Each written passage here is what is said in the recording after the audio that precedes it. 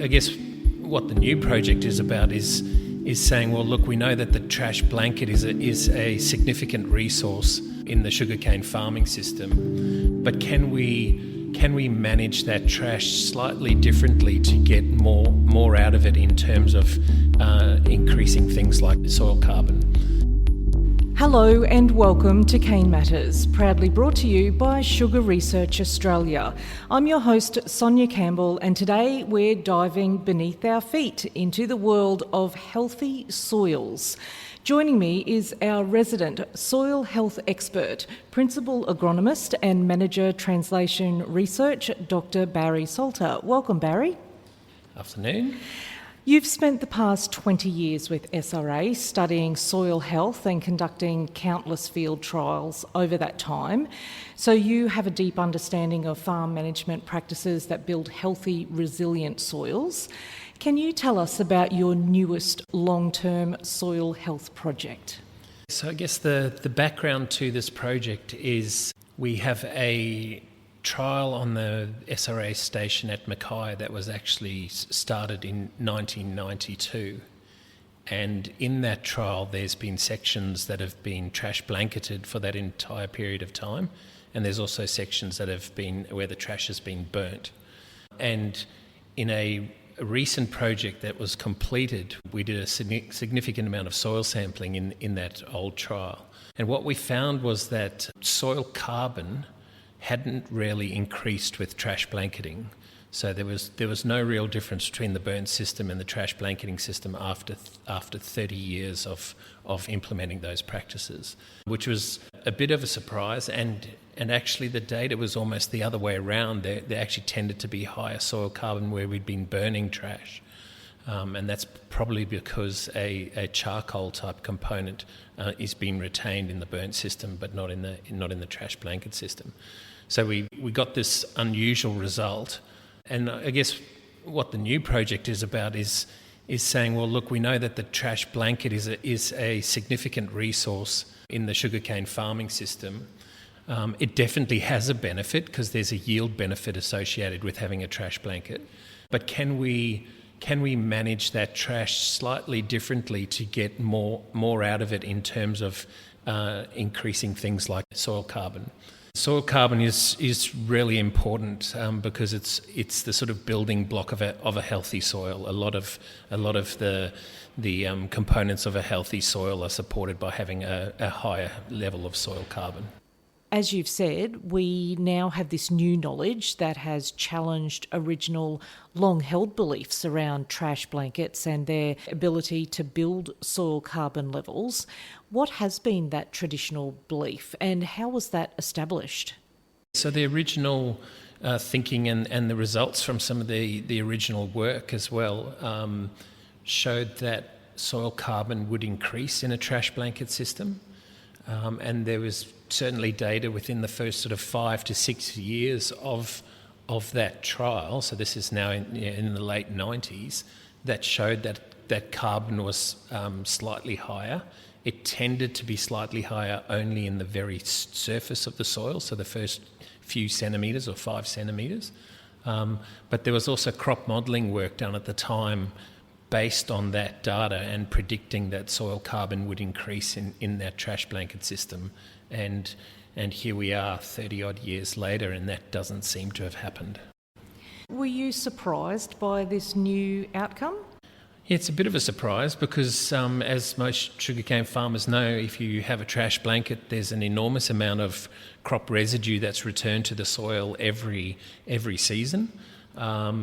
And so, you constantly have this high input of carbon into the system, and so you would assume that some of it would be retained in the soil. Now, there is a theory as to why it's not happening, and that's because that trash blanket has a very high carbon to nitrogen ratio. And in order for the microbes to break that trash blanket down, they actually need to find nutrients like nitrogen, and they also need phosphorus and sulfur and so on. And so one of the things that's possibly happening is that the biology is actually acquiring those other nutrients from the organic matter that's already in the soil. And so they mine that component in order to break down the new trash that's incorporated, and essentially you get no change because one's going up and the other one's going down, and they balance each other out. Now, obviously, there's no suggestion of moving away from the trash blanket system and reverting back to burning trash, but this new project, it will be investigating better ways of managing trash blankets to elevate those carbon levels.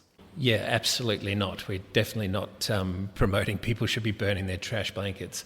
No, what we're going to be doing is looking at some new treatments, I suppose, or new management practices, which are, I guess, fine-tuning perhaps how we might manage trash. So one of them would be to actually add additional nutrients to that trash blanket so that the microbes no longer have to mine the organic matter to find those nutrients. We're actually supplying them. And in the grain system, that's been shown to actually increase carbon in the soil, but from the residues that they have in their cropping system. We'll also be doing very light tillage.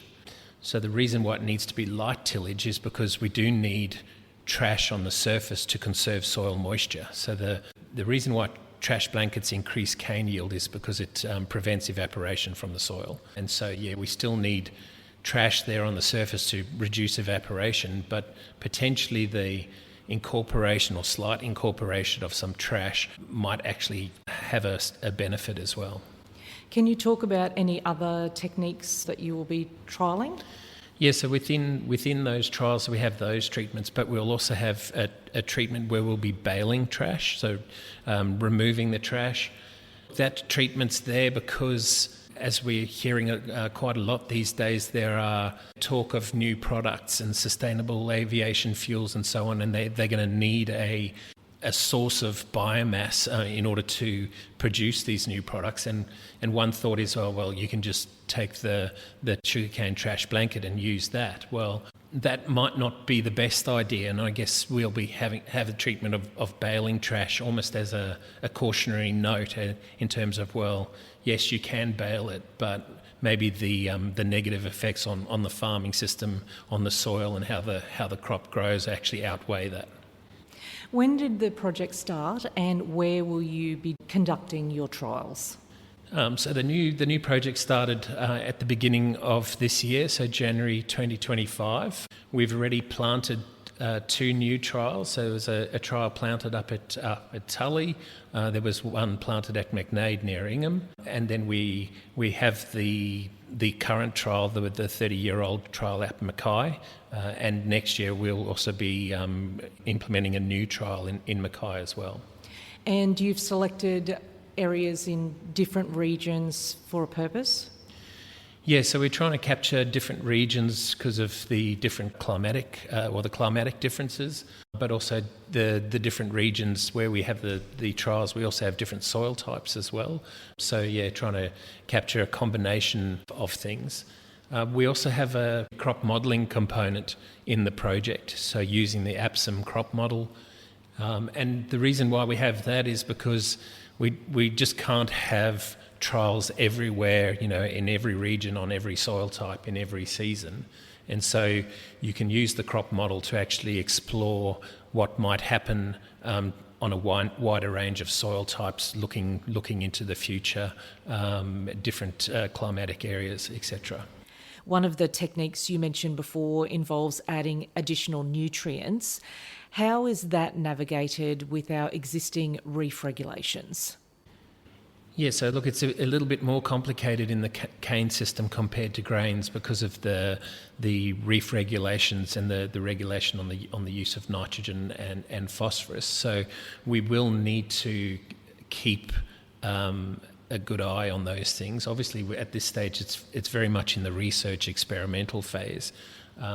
But yes, throughout the life of the project and moving forward, we will obviously need to make sure that we're not creating any additional impact on water quality. Also, in terms of tillage treatment of trash, may also be an issue in terms of potentially increasing erosion and loss of soil from the paddock. And again, that's something that we'll have to keep in mind within the life of the project. Who are our collaborators in this project?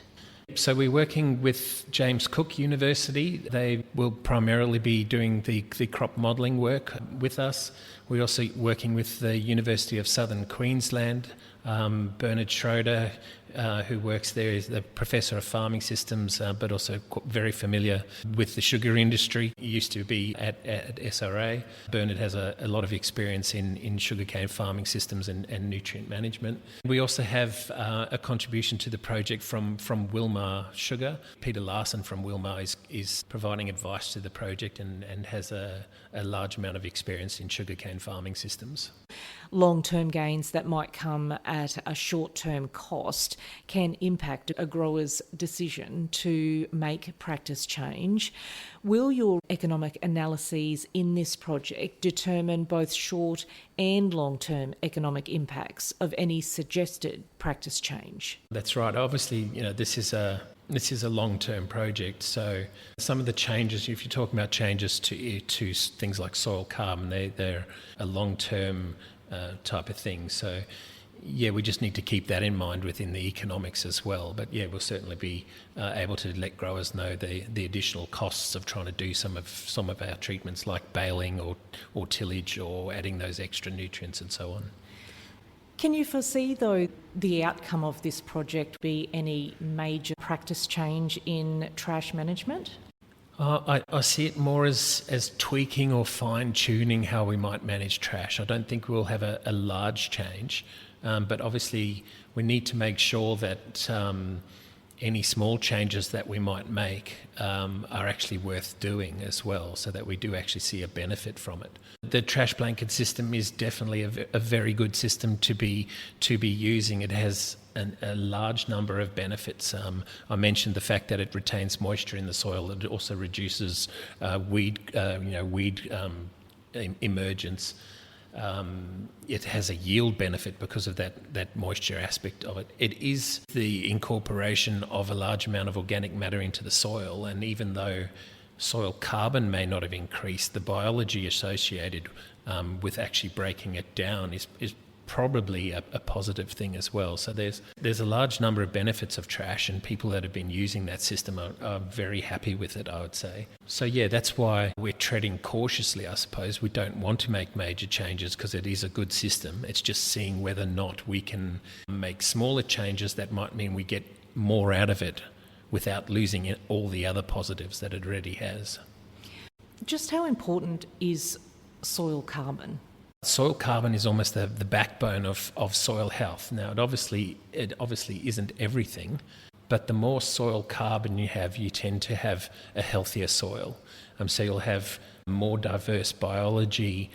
Potentially you have things like what they call suppressiveness. So some of the pathogens that are sort of having a negative effect on cane, the more diverse biology you have, some of those pathogens are suppressed by beneficial biology.